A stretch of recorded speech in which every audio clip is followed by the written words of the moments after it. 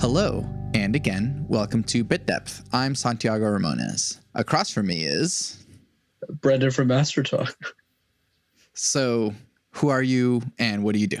Yeah, absolutely. It's great to be here, Santiago. So my name is Brenden. I'm the founder of Master Talks, the YouTube channel I started to help the world master the art of communication, public speaking. And how I got started was when I was in business school. I used to do these things called case competitions. So think of it like it's like professional sports, but for nerds. So other guys my age were, playing football or rugby or some other sport or watching the sport. So you can tell from looking at me, I'm clearly not equipped for any of those things. So what I did instead is I watched other people present, and I did that competitively. So I presented over 500 times in university, coached dozens of people. And then after I got a job in corporate America, or I guess in my case, Canada, so I'm based in Montreal. But then after I started working, I just asked myself a fundamental question. What do I want my legacy to be? How do I make a difference in the world? That was when the idea for Master Talk came to me, because I realized a lot of the content on public speaking on the internet, and more specifically on the platform, was terrible. So I started making videos in my mother's basement. One thing led to another, and here we are today. Okay. So I guess out of all of the nerdy things you could have been nerdy about, why public speaking and not sports, like you mentioned? Yeah, it's fascinating. This idea that like sports is like awesome. I always found that interesting. Like it's like a ball with like air in it, and then people bounce it around and stuff. But one entertainment, man. Yeah, it's entertainment. One thing I want to point out is I'm a huge fan of sports mindset. So I've studied like The Last Dance's documentary, which is, for those who don't know, it's this documentary on Netflix that talks about Michael Jordan's journey as a basketball player. Super fascinating. Same thing with Kobe. Like Kobe Bryant, I like to watch the mindset, like the reason why they are and why they do what they do. But I don't watch any of the sports games for sure. So why did I get nerdy about the mindset side, or more specifically communication? So the way that I think about life is very simple. I think passions are very useless. Like I think they're general, they're non-specific. We can be passionate about a lot of things about life. Like our dogs, our cats, our parents, or, our podcasts, what we do. And that cripples a lot of people, because everyone, or a lot of influencers, fool us into believing that we need to find a passion, find a purpose. And the issue with that, as you probably know, is most of us don't find one, or we don't know how to find one. So we get confused, we get sad because we don't have anything that fulfills us, and then we get pretty depressed. But what I really want to add here, and how this ended up turning into what it is this idea of making a decision. So when I was 12, and I asked myself a better question, which is, what does the world need you to do most right now, and why? The answer at the time was not starting a YouTube channel. I didn't want to be able to. I thought that was for rich kids. That wasn't for me. Like I was this 12-year-old kid with a mom working at a factory and a dad working at a factory. It wasn't like that wasn't the thing. Right? It was a nice factory. It was we're in Canada. It's not too bad, but still, right? So, they were both making minimum wage. So I kind of just said, okay, what do I need to do now? I need to get a good job after I graduate university. I need to get an education. So I chose to be an accountant. I never changed my mind for 7-8 years. I got my first internship in accounting. Then I said, what does the world need me to do most right now? And I said, oh, these competitions are interesting. There's this job called management consulting. It's kind of like being a banker on Wall Street, but more fun and less depressing, I guess. But it's super interesting. You get to solve problems, travel around the world. It's a lot of hours of work, but it's super fun. So I said, what's the best way to get into consulting? And doing these competitions was the answer. So I primarily joined just to get a job, because a lot of people who do these comps or a lot of these programs go on to work at these big companies and go on to become senior executives in their 30s, essentially. So a lot of my friends work on Wall Street or work on as management consultants or work in nonprofits after they kind of do that for 2 years. But what I didn't expect to happen is I got obsessed with them. I just fell in love with these case competitions. I was like, how do we win this thing? In the same way, like the way I describe myself, I'm like the Michael Jordan no one cares about. So like, how like Michael is like, oh, basketball, no one cares about presentation. But I was obsessed. Like I would coach the teams, yell at students, and go crazy. And then I just found an obsession with it. And it just turned out after I graduated, Santiago, that I ended up being the youngest speech coach in the world without even realizing it. So that's what led to Master Talk. But the point I want to drive here with this whole spiel is I was never passionate about public speaking. It was, I made the decision to get a job in accounting. I made a decision to get a job at IBM. And then those decisions, if I never made them, never would even led to what my ultimate passion and purpose ended up becoming, which was Master Talk. But if I never did that before, I wouldn't have the expertise to even coach anyone or share YouTube videos on the subject.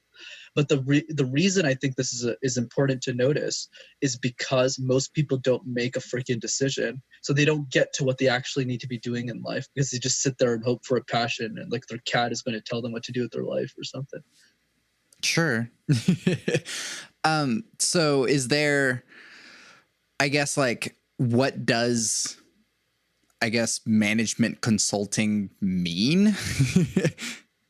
Definitely a good question. It's super vague and it's supposed to be. Don't yeah.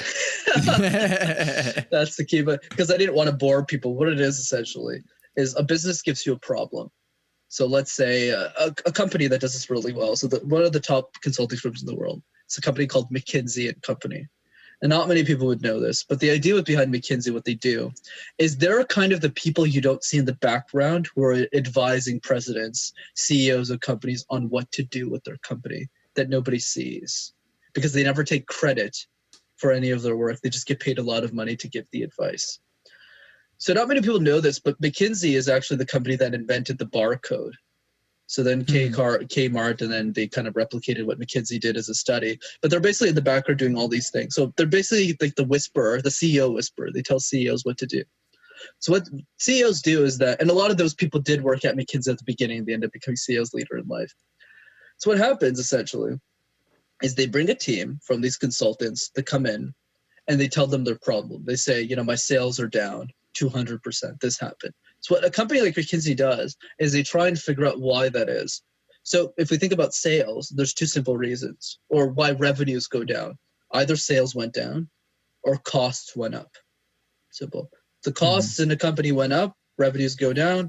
If the sales went down, revenues go down. So what they do is they start exploring all those different branches of the tree to figure out where the missing branch is, where's the defect, and then they present that solution. So that's basically what it is in a nutshell. So these problems can vary. They can be things like, hey, Santiago, should I go to the US next to expand my business, or should I go to Germany? Why not? What are the pros and cons? Santiago, should I launch this product or this product? What do you think? So that's why I was obsessed with case competitions, because the benefit of working in a field like that is you have access to very senior executives at a very young age. So I started working in consulting when I was 23, but I was talking to CEOs, which is kind of weird if you think about it. And what case competitions does is it trains you to speak to these people. We did a case once for Walmart 4 years ago. The person who was giving the case wasn't a manager at Walmart. It was the senior vice president of Walmart Canada.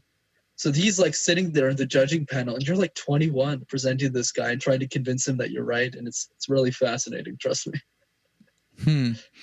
So then, because I guess even more specifically, you go into like the presentation part of it. So like, does it matter about the content per se, as long as you present it in a way? Or like, I guess what's the difference between like presenting it and researching it?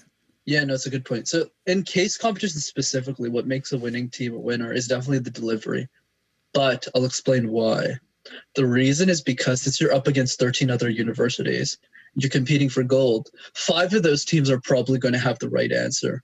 So the difference between a team that podiums, so that gets first, second, or third place, versus a team that doesn't, is how that solution is being communicated.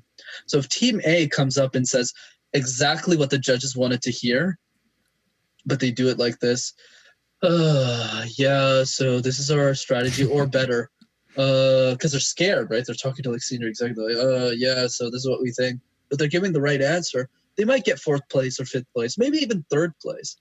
But the team that comes in with the same solution, with the same slides almost, but they present it like this, we believe that innovation lies at the heart of everything that you do. Elon, when you started Tesla, you believed XXXXX, et cetera, et cetera, et cetera. Good afternoon to the board of directors of Tesla. Here we go. The way that we present it now, they go, wow, This team has been working months on this thing, even if we only had a couple of hours to prepare it, but we need to present as if we've done it for a couple of months. So in that environment, essentially what I'm trying to tell you, Santiago, is I learned 40 years of communication experience in 4, because that was my life essentially. So I was just presenting almost every day, or I was coaching another team on how to present. And I was like the warlord of that entire program. So I was like the craziest person who ever went through the program pretty much. So yeah, that's the spiel. So are you kind of improvising the presentation? I mean, obviously you prepare a little bit more, but like, I guess after you get to a certain point, do you kind of just know the flow of it and just kind of input the formula to your presentation? Yeah, absolutely. I think a good way of looking at it is you find the formula that works for you after you do it a lot. So since case competitions you're in a team of 3 people, what we do more than any other school usually is we practice a lot more. So every competition, we probably practiced 50 to 20 times on average. So in my case, I competed in 50 competitions and I probably practiced on average 10 times. So that's why I always say that I present 500 times, or I presented anyways. But in the context of really important case competitions, like once a year kind of stuff, and those types of presentation settings, the team like needs to bond, needs to build its chemistry, needs to understand what formula works for them. So me, I know my strengths, and my strengths, I can sell anything to anyone, right? I can take Tesla and make them feel like even if they're not sitting there, I make the judges feel like they're a part of the company. But I'm not the smartest guy in the block, right? I don't always know the right solution. I don't know the right numbers. But then you have my friend Kevin, who's like really cold and introverted, always knows the solution, but doesn't know how to sell it. So I need to coach him on communication. So you figure out that little team chemistry in the same way on a sports team. You kind of figure it out as you go, or a dance team, really. And then when you get to the final presentation, the actual competition, your execution is just perfect. Yeah. So getting to you specifically, what is Master Talk specifically? Right. So I would say for me, Master Talk is basically my body of work. After I graduated from university, it's like kind of retiring from a sports game. You're kind of done. You can't really compete anymore. Can't go back to the sports game and play again in the NBA. It's over. It's time for the new kids to replace you. So the same thing happened to me. You know, I got what I wanted. I got the job. And I asked myself a different question now about life, especially after I retired my mother at a very young age. She said, what do I do now? I got all the goals I wanted. I was going to make senior executive before 30. I was on track to doing that. And I still am on track. I'm still there. But I just said, what can I do more for the world? And what I found interesting from my case competition experience, because I was the guy coaching all of the new people who were entering that program at the time anyways, I started to develop a lot of ways of training people on communication that just didn't exist in the real world. So a lot of the advice we hear in I guess, normal society, because that weird niche is very weird where everyone's talking about presentations all the time. But in the real world, like the world we're in right now, well, no one really pays as much attention. Presentation for them, the only advice that they got in their life is, hey, if you're nervous, picture everyone in their underwear. You'll be just fine. Like, I'm just like, what? So this is not comfortable. Or things like, are you scared of public speaking? That's okay. That's normal. Just breathe, drink a glass of water. You'll be okay. I was like, that's not solving the core issue. So I found a lot of holes and a lot of people's logic, more specifically PhDs on the topic. And I just said, like, I'll give an easy one. A lot of these people, they start their presentations like this. Did you know, Santiago, that after death, public speaking fear rampages society, all of us are scared? And I'm sitting there thinking, that's true, but kind of sit back and think about it. If our goal is to inspire somebody, if our goal is to say, hey, take a leap, take a chance, the last thing I'm going to do is compare public speaking to death. So I have no clue why that keeps getting repeated over and over again. It seems pretty useless and not helpful to anybody. It's like if I was trying to teach you how to swim and said, did you know, Santiago, that 10% of people who swam in the river we're about to practice in died drowning? You want to start practicing? Actually, Brenden, maybe the swimming thing isn't for me. Same thing. Yeah. So that's why I started mastering. I had 4 months to kill, honestly, before I started working in corporate, and I had no money. So I just said, and I had nothing to do. So I just said, let me make videos in my basement, literally right there. And my mom was saying, you work at IBM, Brenden. What are you doing in your basement? This is kind of weird. And I thought it was a stupid idea. But after 6 months, I realized it wasn't a stupid idea, and I should probably take this more seriously. So that's basically the story. So how do you, I guess, take your knowledge of doing these presentations and then make it a quote unquote successful YouTube channel? Yeah, for sure. So the way that I kind of see this, and this is something you should all do with yourselves, is two parts. So there's two parts to doing something. One is courage, that Mark Andreessen says really well. He's the guy who started the first internet browser, so I'm quoting him. The first side is courage. Like having the courage to start a podcast takes guts, right? Having the courage to start a YouTube channel takes guts. Having the courage to do anything takes guts. But the second part of this is what he calls genius. But genius isn't like Einstein. Genius, as per my definition, is the ability to be really ruthless to figure it out so that you can become in the top percentage of your industry. So it's one thing to work out 16 hours a day, but if you don't have the genes, if you don't have the drive, if you don't have the intensity, you won't get drafted into his professional sports team. It just doesn't happen, right? The slots are too small. But if you have the combination of the right genes and the right way of doing things, then go ahead. So what I realized with myself is that I was pretty good at communication, but I was pretty bad on camera. But I also knew that through a lot of practice, I could figure it out. So basically what happened is I started making videos on the subject, and I was terrible at creating content and teaching it. But because I just kept doing it every week, I got better and better and better. And because I just have a network that are some of the best presenters in the country, well, they weren't afraid to kind of run me through a wall. They're like, this is garbage, you're garbage, try again. And I said, okay. And then I did it again and again. And after a couple of months, probably 6 or 7 months into Master Dog, I said, okay, I'm pretty good on camera now. Let me try and make this a product. Let me try and sell coaching service. Let me try better, improve the production, because I just kept doing it in my basement all the time. Luckily for me, because, this is the importance of being nice. I don't know why people think world is zero sum. If you're just a nice person, nice things are going to happen to you. I got lucky. One of my friends has been in the video business since he was 16. So I just said, can you do the videos for me? He's like, yeah, I'll give you 90% off. Let's just make this happen. And then, yeah, because it's just my friend, right? So then my videos, like production kind of just blew off. And then after that, we never looked back. Yeah. So how does the YouTube thing compare to, like, because you're presenting to, I guess, the void that is the massive internet, as opposed to presenting to these CEOs that have something that they want to hear from you?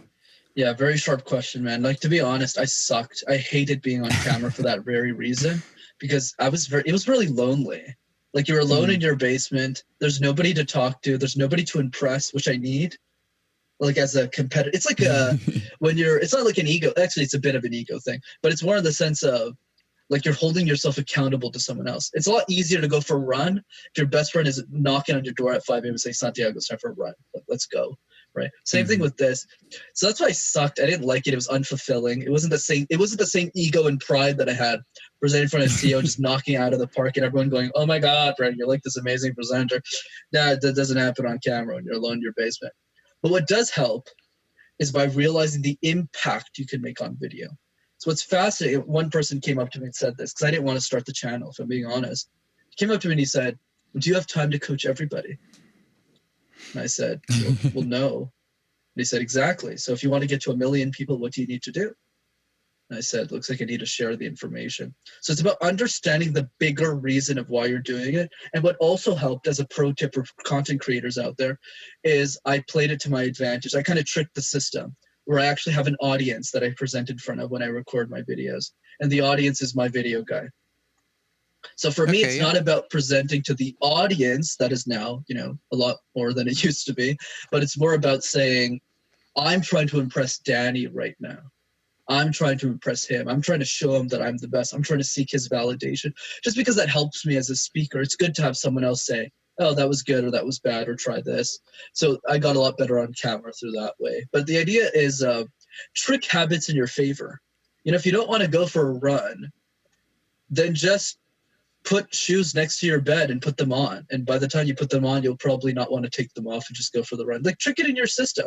Another cool trick that I do that I got from Brenden Bouchard is in your alarm system when you wake up, pick the 3 words that you stand for. So for me, that's impact, involvement, and importance. So every day I wake up and I say, did I make an impact in the world? Did I try to anyways? And if the answer is yes, then I win.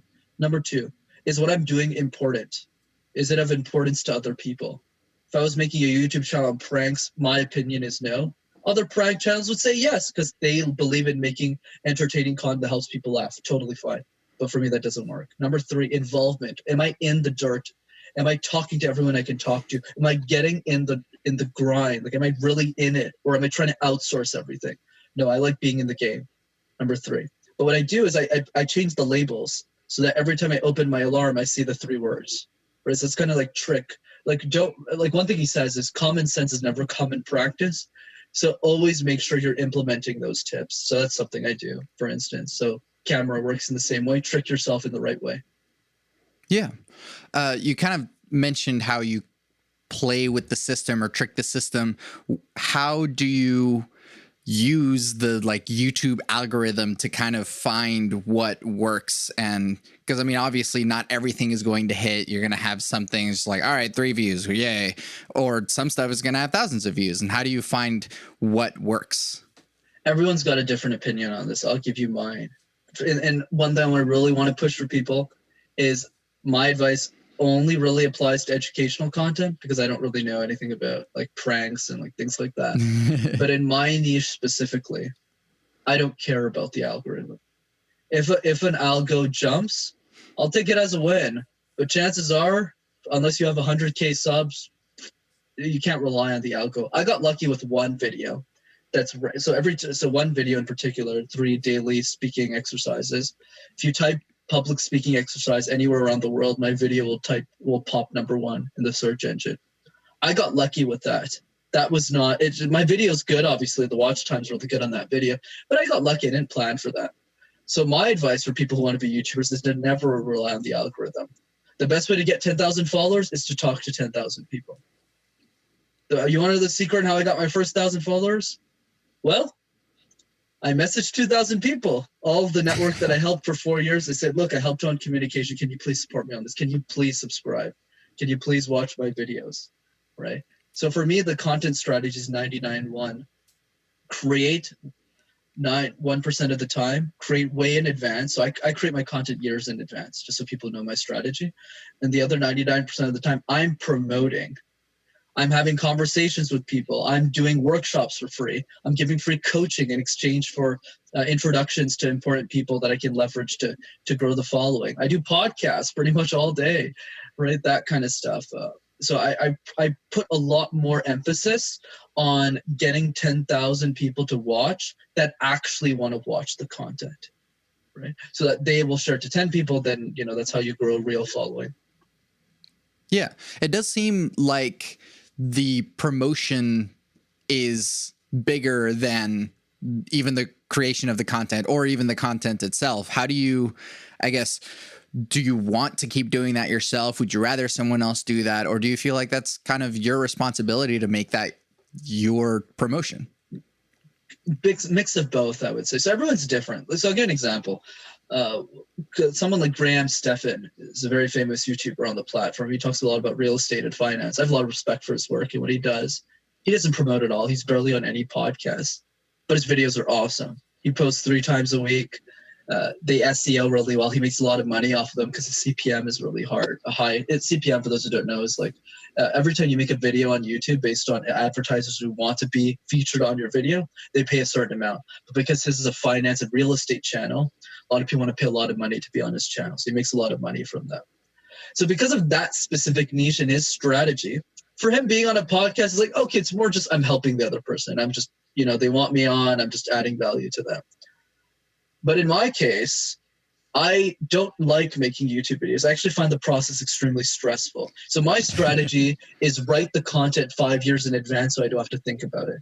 The one thing I would hate is to post garbage. That's why I only post once a week. So every time I post, people watch, even if it's not the most exciting content in the world. It's still good. I try and present posting the most entertaining way as possible. But people watch. They're loyal because they go, oh, wow, like this is something I can learn from. But it's always new. So because I post once a week, I have a lot more time to promote. Whereas I think the key is to really understand who you are as a YouTuber. Like another example I give, I'm one of the few YouTubers on the platform who doesn't like video. Like I don't like the video process. I don't like the jump. Like Casey Neistat is he loves his videos. Like he edits all of them himself. He does all that stuff. Me, like I hate that process. I don't want to spend 10 hours of my day. I would rather have conversations like this where that are more fun. I get to actually see you, so I can see the impact. I know you watched a video, so I'm just like, oh, okay, cool. So I can have a conversation. Even if 7 people are watching, I don't care. Like it's just fun to have cool conversations. So everyone's got their thing. I think the number one thing I want to push here is you pick the strategy that is most sustainable to you. Like I want to be in a position where I can create a year in advance. And if I want to take 3 months off, I can do that. Someone like Graham can't do that because he's posting 3 times a week, but he makes a lot more money than me. So you have to figure out that in between that works for you. Yeah. I guess in a way, the promotion part is kind of still kind of flexing that presentation muscle for you. So is there, I don't know if there's something like, I guess I'll be upfront about it. Are you lying in your presentations? Whenever you're presenting something that you, let's say, may not necessarily believe in, or just kind of trying to find what the person will like, is there kind of a dishonesty, or do you just kind of work with whatever it is that you're given? In the context of case competitions, I think deception is a better word. I don't think it's really lying. I think it's more about, I'll give an example. So let's say you get a case on Nike. Do I know Phil Knight? Of course not. For those who don't know, Phil Knight's the founder of Nike. But am I going to present as if I'm really excited to be there? Absolutely. Right? Because and the reason I do this, I kind of justify it a different way. To some people that could be seen as deception. The way that I spin it, that is just as authentic in my opinion, is those judges could be spending, and other schools are different. Other schools, this is going to be fun for you. So other schools go, do your best. Those judges are here to help you. Those judges are here to be there for you. Whatever happens, happens. What I tell my teams is I say, these judges make $500,000 a year. They make $250K a year. They are very busy individuals, and they're spending 8 hours of their day listening to people like you. Are you going to present garbage to them? Are you going to go up there and waste their time? No. You're going to go up there and make them say, wow, this team was worth spending all of those 7 hours listening to a bunch of crap the whole day. So the way that I approach public speaking, it's less to do with deception. It's more about empathy. And the empathy is saying to the judge, I want to give you a good show because you're taking time of your busy schedule to listen to me today. So I'm going to make sure that when I walk out of that room, you desperately want to give me a job. That is what I tell everyone I coach.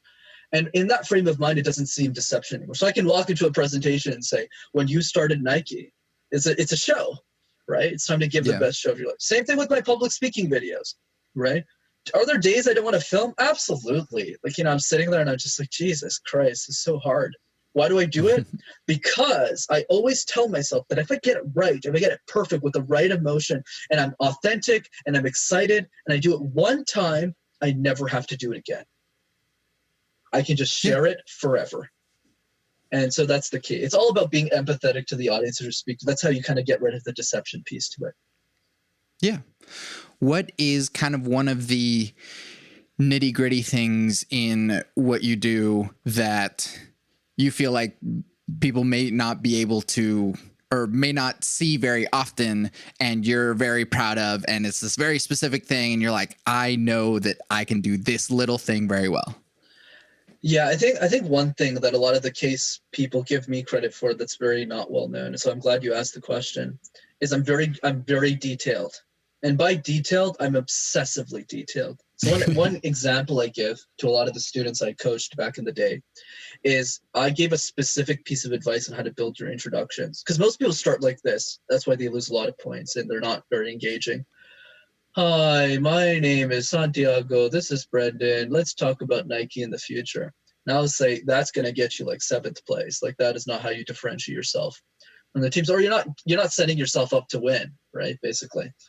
Whereas what I do is I say the gold is in the company history. So a lot of people, when they read a case, they usually jump over the company history because there's nothing to learn.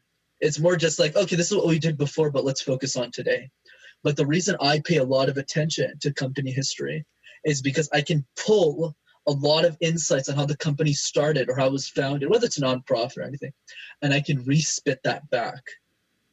So for example, if I'm reading a Tesla case and I see Elon's struggles and how he's building all these companies, I can talk about those struggles in the intro. Instead of starting with, "Hi, Elon, my name is Brenden," I could say, through all of the ups and downs of how you've built Tesla, Elon, I think the one thing that stood out to me is this idea of resilience. This idea, anyways, I don't want to push on too much. But here, the thing is, I'm obsessive. Like, I am insane. Any presentation is never good enough for me. And that's why it forced me, which is a great thing for, I guess, the public, now that the Master Talk videos are out for people, which wasn't the intention at the beginning. But it forced me to be the best speaker in the room, always. Since I was the leader, if I wasn't on my A game, people would be like, well, I'm just going to present like I do usually in my classes. But when I show up for a presentation, I'm giving you criticism, especially on your intros and the way you pitch. You're going to listen because you're going to say, well, I want to win too. If I'm putting in 20, like, just to give you an idea how crazy this program is. Anyone in a final round interview that tells me that they want to take holidays with their family, like Christmas or stuff, doesn't get in the program. I immediately cancel them out. The reason is because the competition is the first week of January. So you spend like 4 months practicing. You don't get Christmas to your family. You can take one day and then you're going to go back and practice.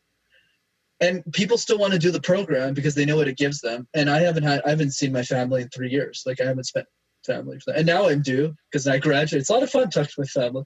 But the point that I'm driving is, I think the thing that people don't realize or notice is I'm crazy. Like, I'm really insane. Like, isn't it bizarre how do I know so much about public speaking at the age of 22? I'm 24 now. But like, how does that even make sense, right?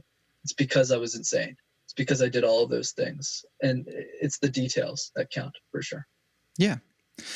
What is, I guess, the biggest piece of advice you would say, or not even the biggest, the most common thing that you find yourself telling people as you're coaching their presentations and being like, this is crap, please improve this, or whatever it might be? Just what's the thing that you're always saying? Yeah, so people don't really know how to practice presentations, Santiago. So let me give you an example here. And it's more of a question to you. Think about jigsaw puzzles. You know those puzzles, there's like thousands of pieces, you try and put them together. So if I asked you, if you were doing this puzzle with me or your family or whoever you want, which pieces would you start with first? The edge pieces. Why? Because they're the easiest to identify. Exactly. But we don't do that in public speaking. So in public speaking, what happens is we have a presentation, right? In 2 days, we both need to give a presentation. So what do? We say what content we want to put in this thing. We start shoving a bunch of content, shoving. Then it's Friday. Then we get to our last slide. We go, yeah, so I guess I'm done. Thanks. Whereas we need to start treating public speaking more like a puzzle. We need to start by practicing our introduction like crazy. Like, this is what I do with people. I make them do introductions 20 times, 25 times, 30 times, just the intro. So every day they wake up, they do the intro. They do that for the month. That introduction will be the best intro they ever get in their lives. But I do the same thing with the conclusion. What's a great movie with a terrible ending? Not a great movie. Right? But sure. What allows people, they conclude, they kind of just say, okay, let's summarize what we talked about. That's probably the most exciting thing you can do. And I'm obviously very sarcastic. Talk about the vision state, talk about a world and where all of your ideas have been implemented. So that's why, so do the same thing, 20, 30 times the conclusion. Now what that's done is that's given you a huge ego boost. You look at your intros, your conclusion, you're like, I'm the best speaker on the planet. And then you tackle the content. People don't do it in that order. They do content. Oh, I should probably think about my introduction, too late. And the presentation's over. So that's probably the most common thing. Sure. What advice do you have for people that want to be doing what you're doing? So I want to make sure I nail this question. So what do you mean by that? Do you mean like doing something that's unique to me? Or do you mean being a public speaker and getting paid for it?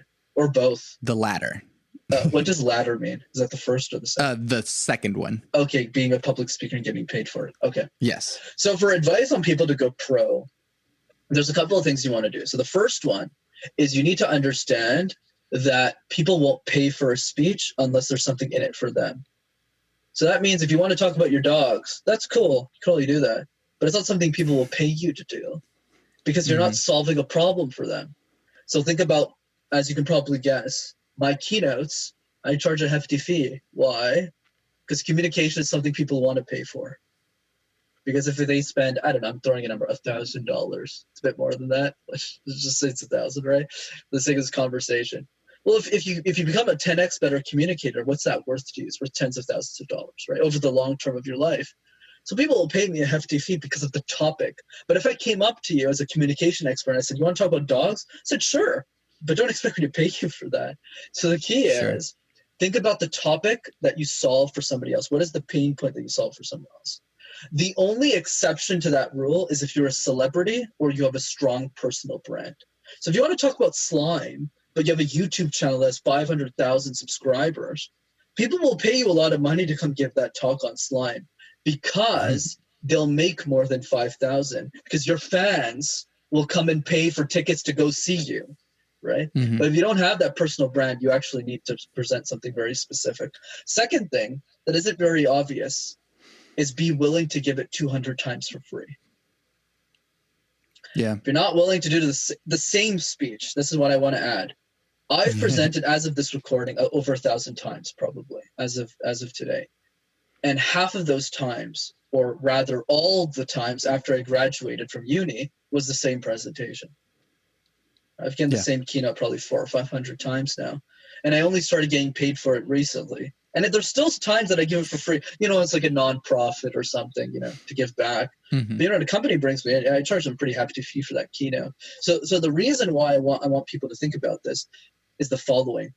Being a professional speaker isn't as fun as you think it is.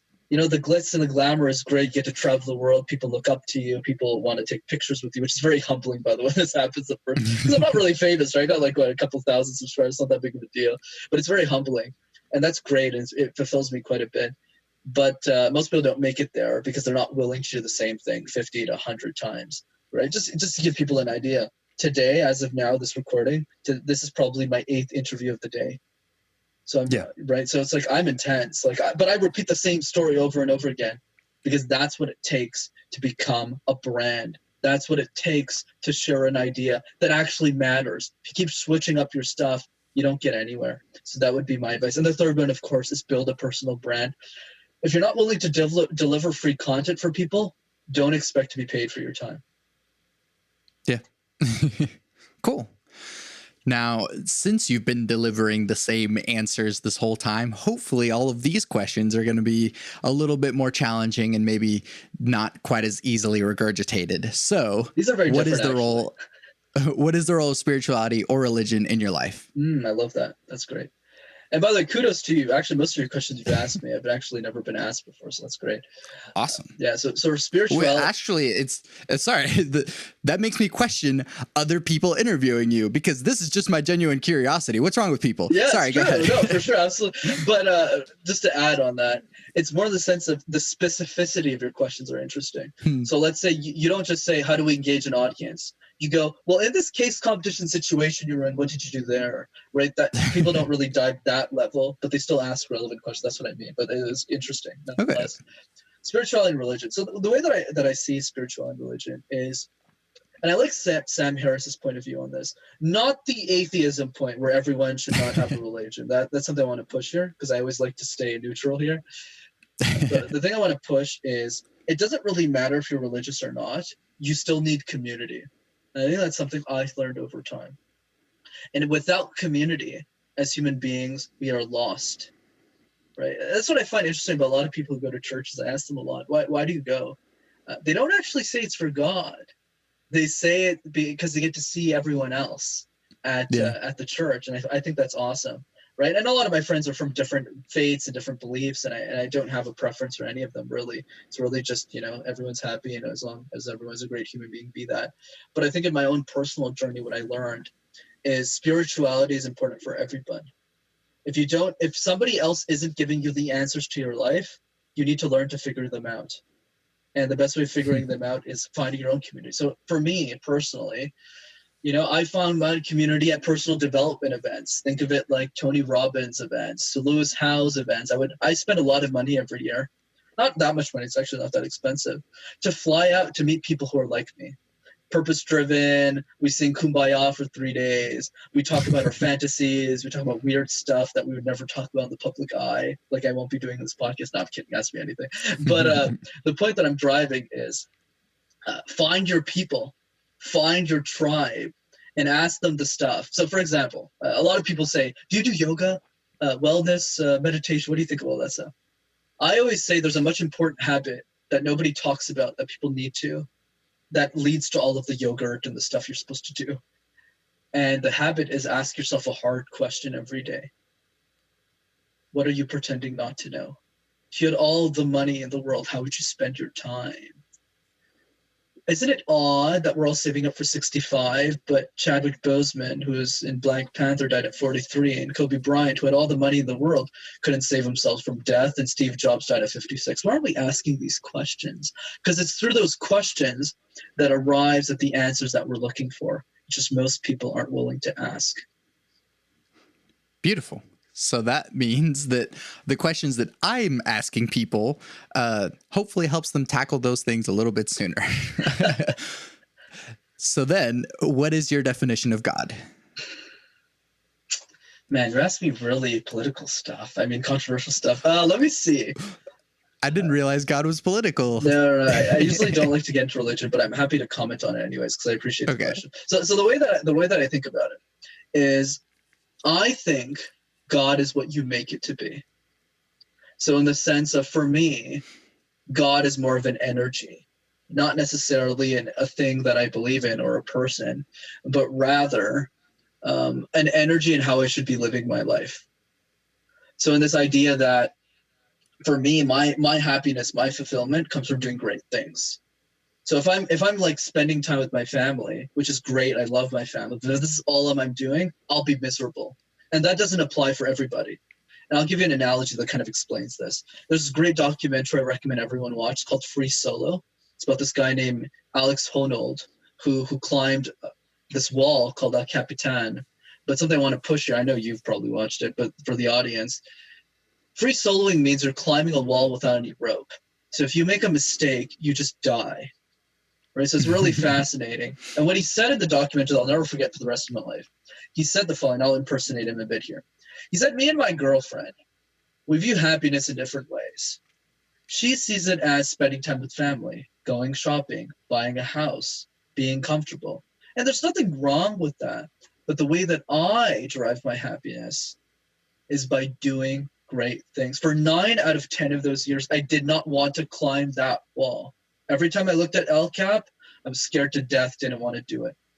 But in that last year, I looked at that wall and I said, what if I did accomplish it? What would happen? How would my life change? What he said that was fascinating is what lies at the other side of the wall. Other kids would grow up and want to climb a bigger wall. And I found that so bizarre. Most people would find that insane, whereas I understood what he meant.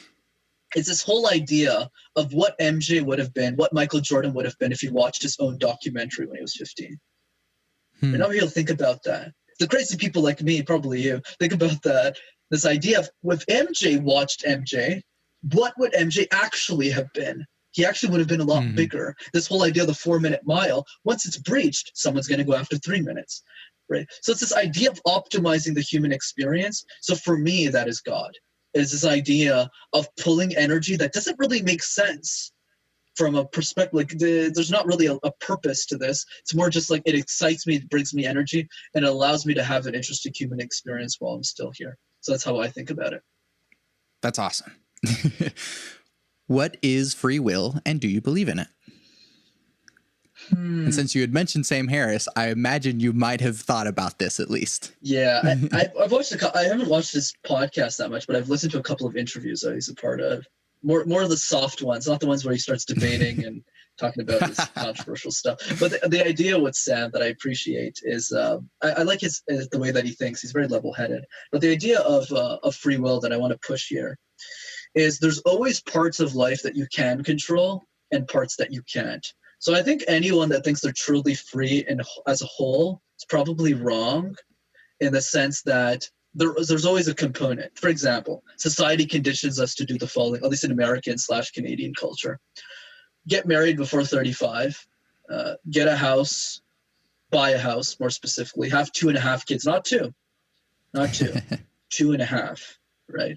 And usually you probably want a white picket fence. If you don't, no one's going to bother you with it, but it's generally accepted or appreciated that you have one. Always buy new things. If you have a phone that's 3 years old, not something you should be doing. So in some ways, in some circumstances, that's very hard to break through. That's kind of how I think about free will, not in the way that I kind of have control over my life, but in how most human beings think of it. I don't think most people are free, but I think that freedom is relative. So let's say if you're in North Korea, you definitely don't have the same free will as you would if you were in the States or if you're in Canada. But the other side of the equation I think is more useful for people to hear is, what are you going to do with the limited freedoms that you do have, which are a lot more relative to the rest of the human population currently. So the way that I see it, there's a lot of stuff that I couldn't control about my life. I just happened to be born in a first world country. My dad immigrated 5 years and he almost didn't even make the immigration. So that one decision could have literally changed the course of my life.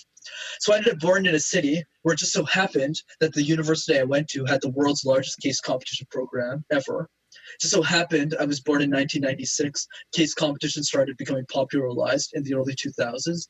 And it just so happened I lived in a time period of history where I'm able to share knowledge that exists forever, where the cost of production is zero. There's a lot of things I couldn't control. But the limited freedoms that I have, what am I going to do with that? And that maximizes my human potential. So short answer to the question, I don't think we're all truly free, but I think that if we decide to make the best with the freedoms we do have, we can live a fulfilled and happy life. Awesome. Even though I don't think you've answered that question before, you still presented that in a way that it's really satisfying. So you're good at your job. So I try to be, man. Try to be.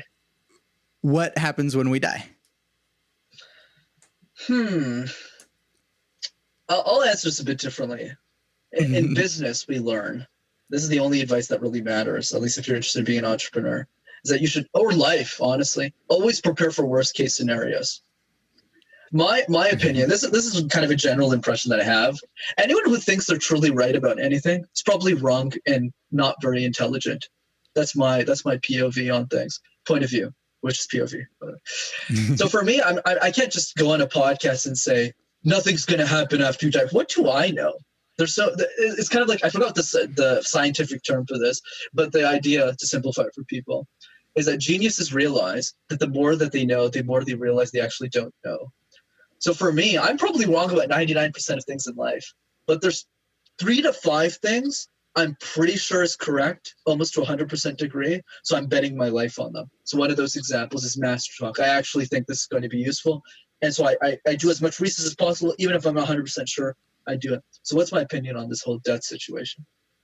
I prepare for a worst case scenario. So I'm living with the assumption that there is nothing after death.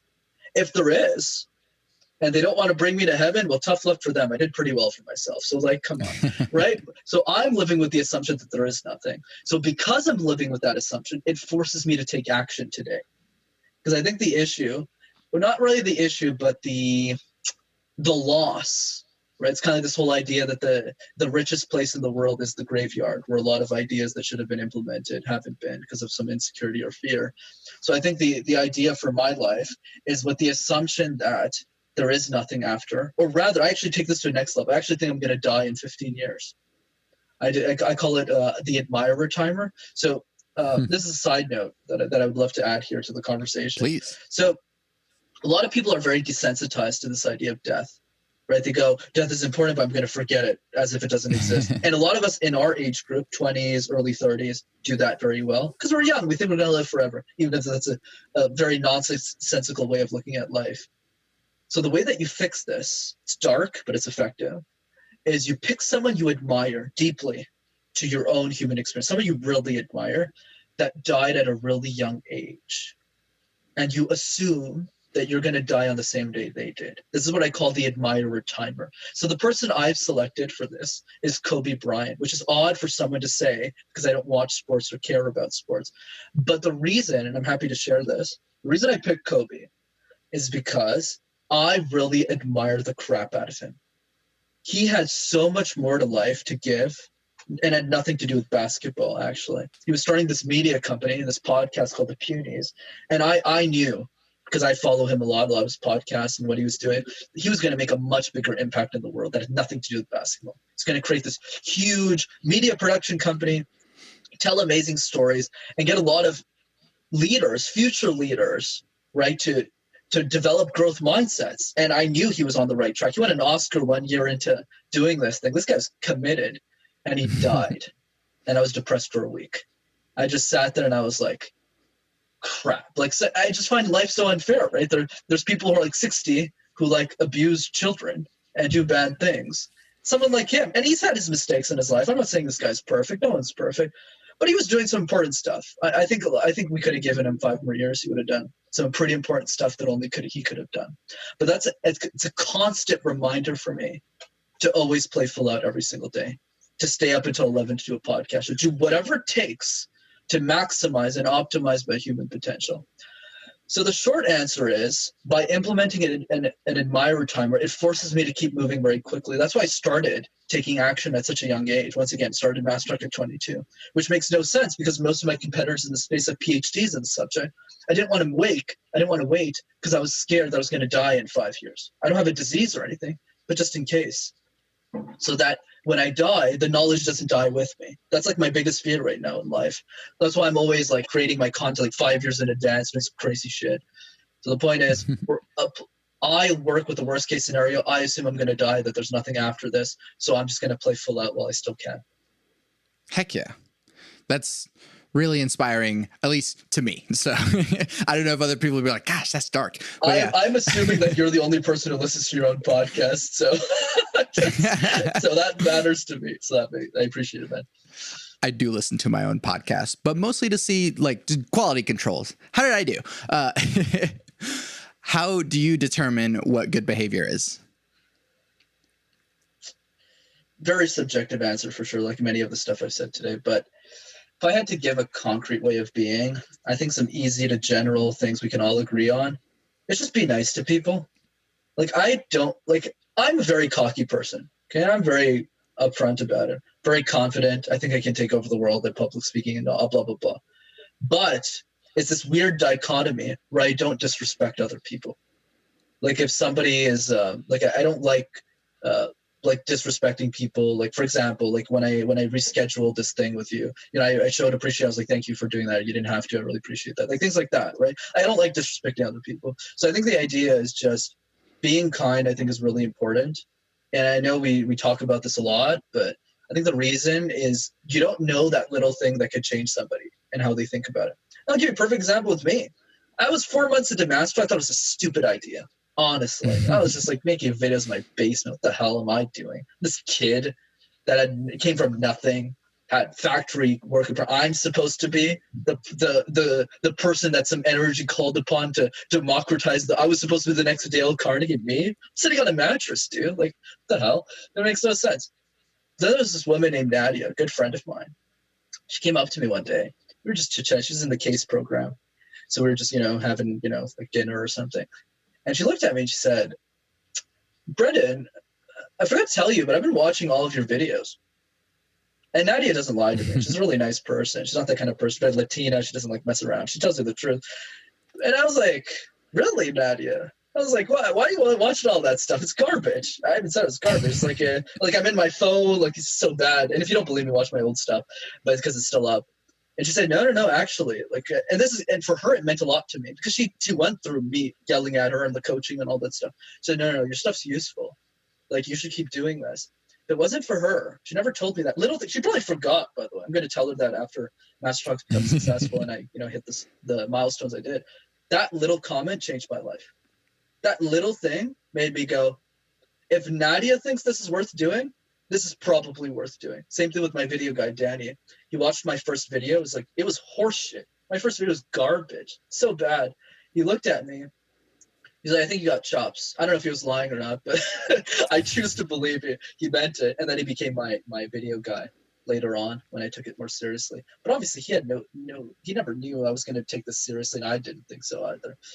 But I think good behavior for me is just being nice. Right? I'm not going to say things like don't lie because you got to lie in certain circumstances, though I want to elaborate on those circumstances. But I think the key is being kind is one thing. The other thing is ideally, if possible, do something unique with your life. This doesn't apply for everybody, but for the people that are listening to the show, maybe that applies to you, is if you have something unique to share, and this is not a YouTube channel, this is a painting that you could have painted. This is a girl you could have asked out. This could have been a pizza place you could have started. I think life is too short to just play by everyone else's rules. And the reason I deem that as good behavior, because I don't see achievement as good behavior. I see doing the things you want to do as good behavior because it helps you in the long run. And let me explain why. If you decide not to do those things, you'll actually end up resenting everyone else around you. There's this great video I was watching the other day. He said, Patrick David from Valuetainment, so I'm quoting him. He said, "Why are grumpy men grumpy?" And I was like, that's a good question I ever asked him. Why are grumpy men grumpy? And he said, though it's not scientifically based, I just choose to believe it, is, well, they didn't go after what they wanted. And what they wanted isn't necessarily a company. It could have been like being a painter. You know, they listened to their dad or their mom. Now they're just grumpy. They're just sad people because they just didn't want to do what they did. And that's not good behavior, in my opinion anyways. So the way that I see it is be kind to people, simple, do a couple, hold the door for some people, you know, whether you're a man or a woman. Like somebody's struggling. Like I massaged my mom's feet today. Like it's just little things, right? You know, just things that you don't really take credit for that you just do. And the other thing is just, you know, add value if you can. Yeah. So I think I'm going to keep going in order of my questions, but I'm going to like split it so that we can go into the second one because I still want to hear all of your answers for some of these. Absolutely. So, but I'm just looking at the time. Yeah. So how do we reduce the division? I usually ask this question with a political context, but it generally seems to be with a more like how do you convince other people to care about other people? Very good. So I have a couple of theories on this that I'm going to quote a lot of people that I look up to. So one is the Seth Godin theory. So how he sees the world is he thinks, and I agree with him, everything is culture. So I'll give you a crazy example to demonstrate this that he gave. So in India, he does work with this water charity that I forgot the name. And basically, they were selling water for nothing, like clean water. This is the first time this community was getting clean water. But what was fascinating, and everyone could afford it, 20% of the families still didn't buy the water. Seth was going crazy. He was in India. He's like, how in the world do you think, how could you ever give dirty water to your kids when the water's right there? It's like practically free. You got to pay a little bit of money, but then it's done. It's the health of your children. The reason they did it was because of culture. So how did they fix it? It was really fascinating. What they did was they went into kids' presentations. They went into high schools. The water charity went to high schools, started talking about the difference between clean and dirty water, making them taste both. And what the children did is they went back to their parents and they said, why do you give me dirty water? They changed not because of the health benefit. They changed because of culture, because they didn't want their kid to make them feel as if they were a useless parent. And I find that so interesting. In the same way that we all value, what's a good example here? Why do we all watch The Bachelor? Like all these reality TV shows? Because everyone else does. For most people anyways, why are we Democrats? Because everyone else around us is. Why is everyone Republican? Because everyone else is around us. It's like this fascinating thing where most of the decisions that we make, going back to free will, were actually made by other people. There's this great philosopher, one of the greatest thinkers that I've known to love and enjoy, is this guy named Peter Thiel. He's the founder of PayPal. And one philosopher he looks up to, this guy named René Girard, he's a French guy. And he says he has this theory called mimetic theory. So basically what he says is that human beings only do things because other human beings want those things. Human beings desire things because everyone else just desires it. And I found that so interesting. The reason I think this plays well to division and all that stuff is changing the story, changing the culture and how we perceive a certain thing. And I'll give you another example here that I actually haven't said too much publicly, but I think could be interesting. once again, that is not scientifically based, so I'm not responsible for what I'm saying, but it is gay marriage is a good example. Isn't it fascinating how quickly that problem got solved? Like in the 1990s, like if you told, telling people they were gay was an insult. But then 30 years later, all of a sudden, gay marriage was legalized in all the states. What happened there? I've always been fascinated with it. It's obviously a great thing, but the thing I'm thinking about is how did that happen so quickly? The way that I see that is because we have to remember that problems get solved through the changes in culture in our society, not through anything else. So what happened was simple. The generation before us, generally speaking, grew up with either one ethnicity. So your parents immigrate from, I'm going to be racist here, like Mexico or some country, or my parents immigrated from Sri Lanka. So they grew up with a bunch of Sri Lankans and just Sri Lankans. So when they see white people or different colors or different ways of sexuality or being, they get intimidated. They think they're like the enemy. But what's fascinating is in our generation, it was the first generation where what the U.S. calls the melting pot, not from a direct point of view, what they wanted the melting pot to be, but rather a bunch of ethnicities starting to interact with each other at a very young age, which made us a lot more open-minded. So even if we are not, and at least in my case, I am not a homosexual, I know someone who is. And I'm very good friends with someone who is. And this happened in mass. So you have a lot of people who are just like, hey, wait a minute.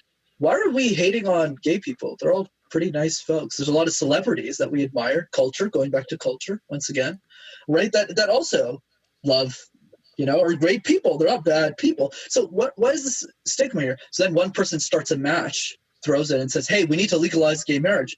And then all of us raise our hand and say, that's true.